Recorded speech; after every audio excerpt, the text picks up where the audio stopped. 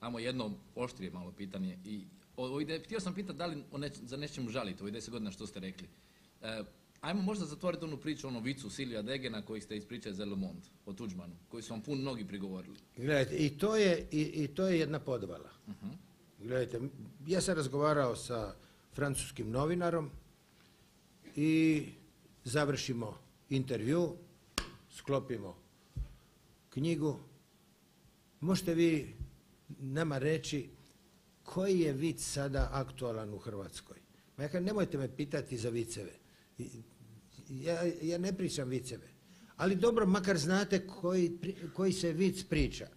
Na njegovo inzistiranje, jasno da to nema veze više sa intervjuom, njegovo inzistiranje koji se priča vic, Tuđman je umro, a Milošević ne smije iz zemlje. I ja sam rekao, jedan je u zemlji, a jedan ne smije iz zemlje.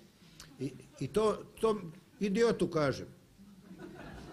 Njemu kažem, šta se priča, jedan vic koji nije pristojno ispričati ga javno. I žao mi je da je do toga došlo jednostavno. Znači, pravilo je nema off the record, nikad je off the record. Pa istina, može biti iskorišteno. uvijek može.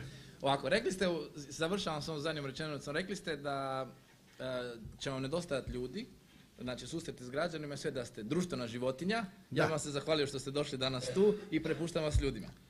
Evo ga. Ajde. Hvala vam puno.